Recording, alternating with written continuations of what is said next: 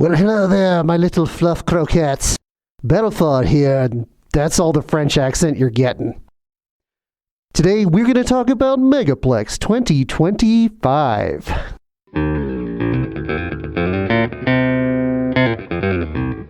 So why am I the host of the video this week? Well, I was the only one that went to Megaplex 2025. Gasp, you say. Have you forsaken Riven Lurks? Have you really not taken one of them to a con? What's wrong? Well, nothing was wrong. It was actually a baggage issue. I only had room to take one checked bag to Megaplex this year because I was coming back with something very special. This is the only suit that I have right now that can fit in one checked bag, so this was the suit that went.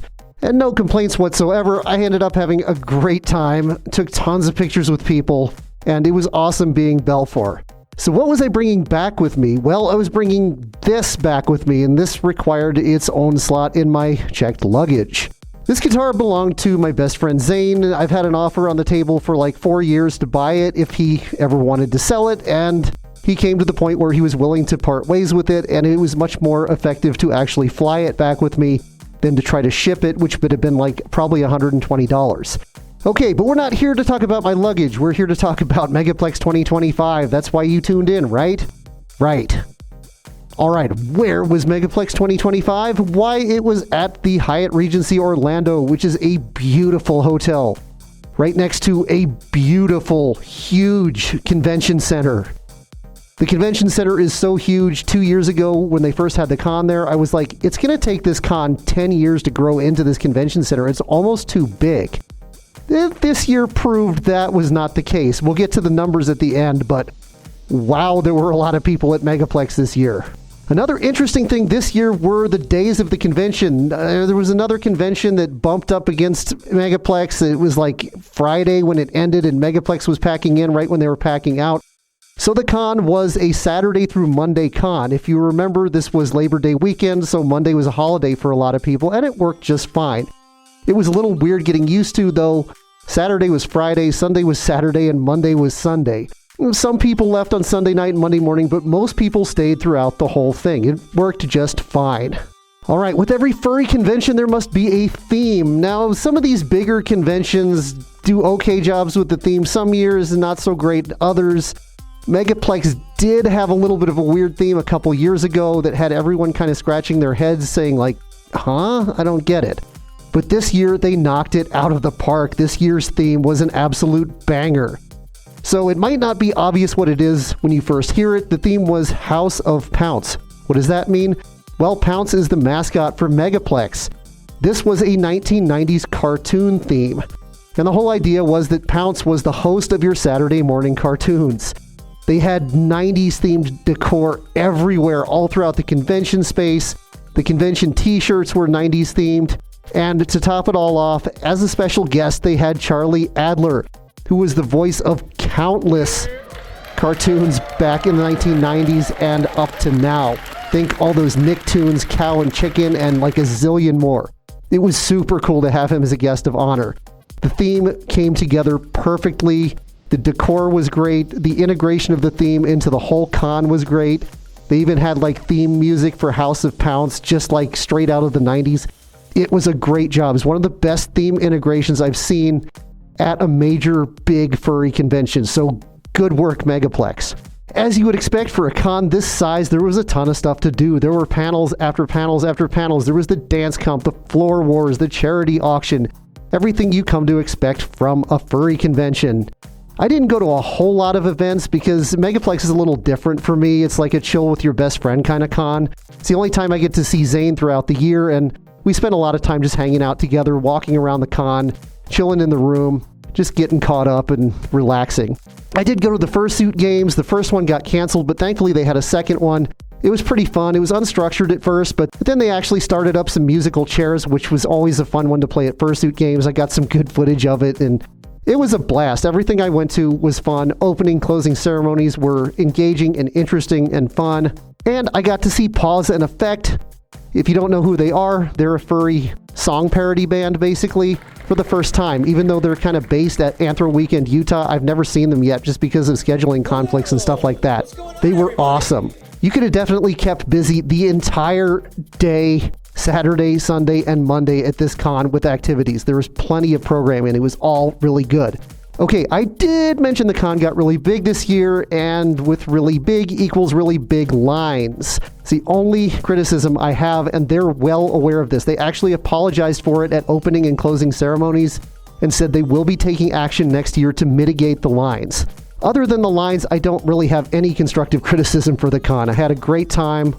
Even met up with some other spaniel suitors and took this fun picture.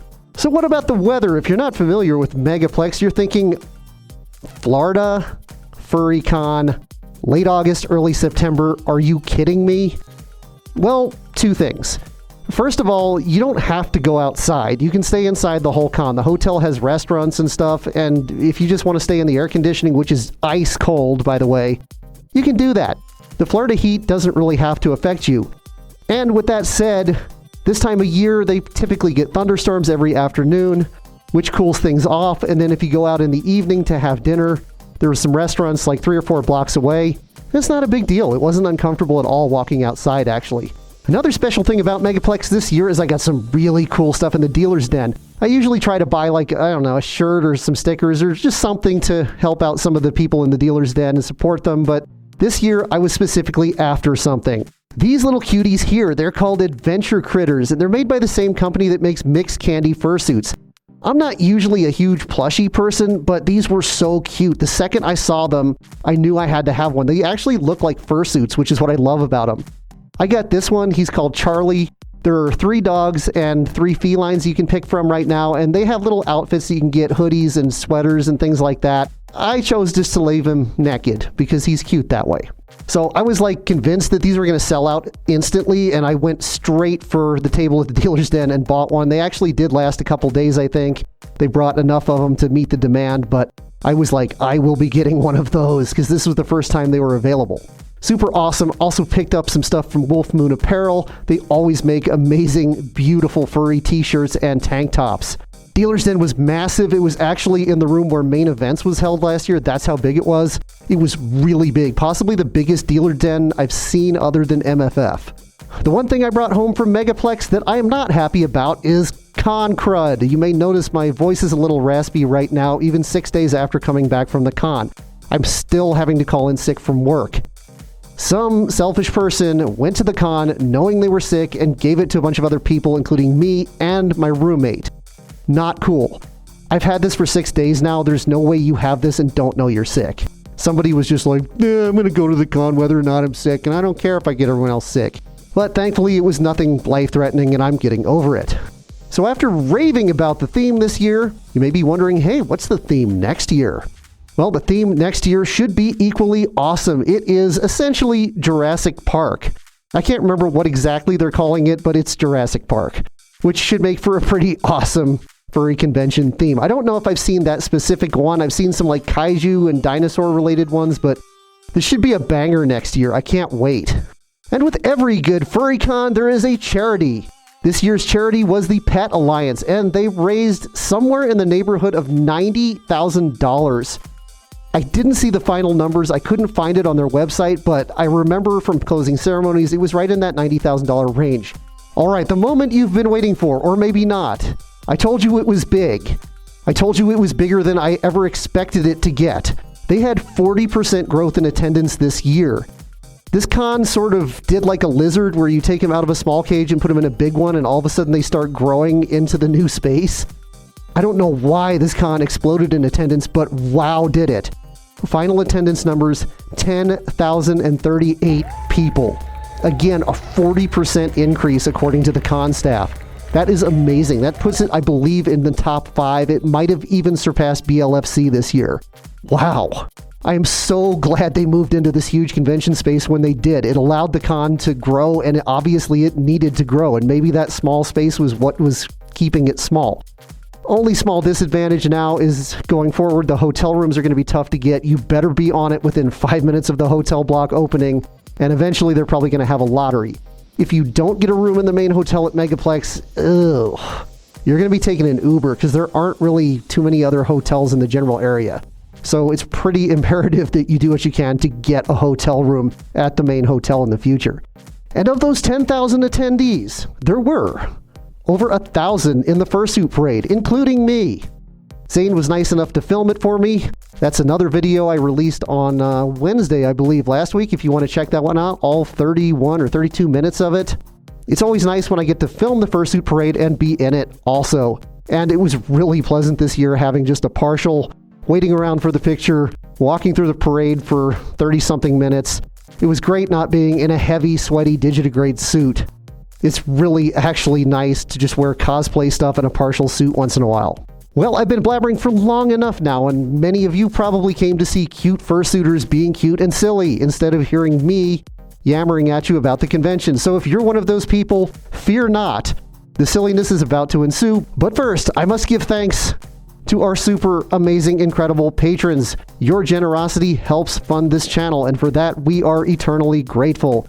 Thank you so much, and if you might be interested in supporting the channel, there is a link down in the description. All right. On with the fuzz, we must go. Megaplex 2025, House of Pounce.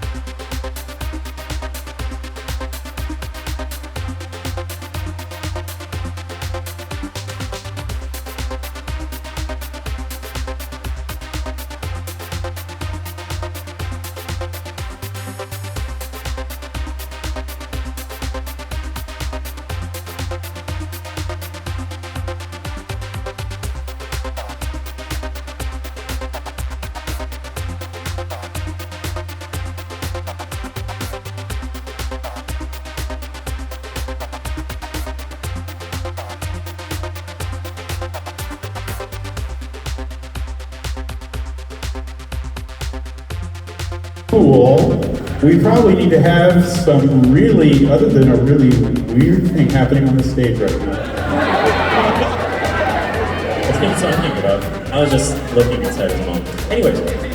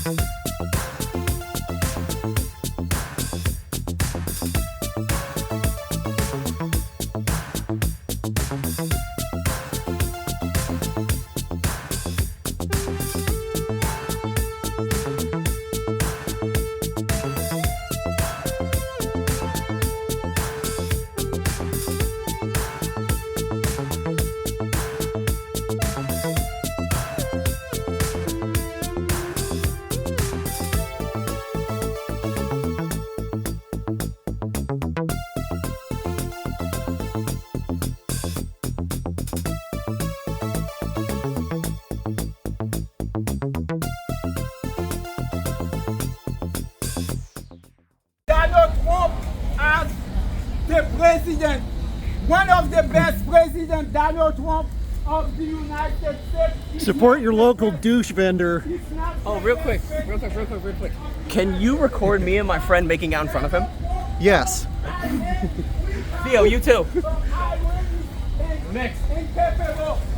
Iran is incapable of doing anything to Israel. So the Lord God Jehovah Jesus Christ kicked Kamala Harris out of the presidency because she was going to legalize abortion. Thank you.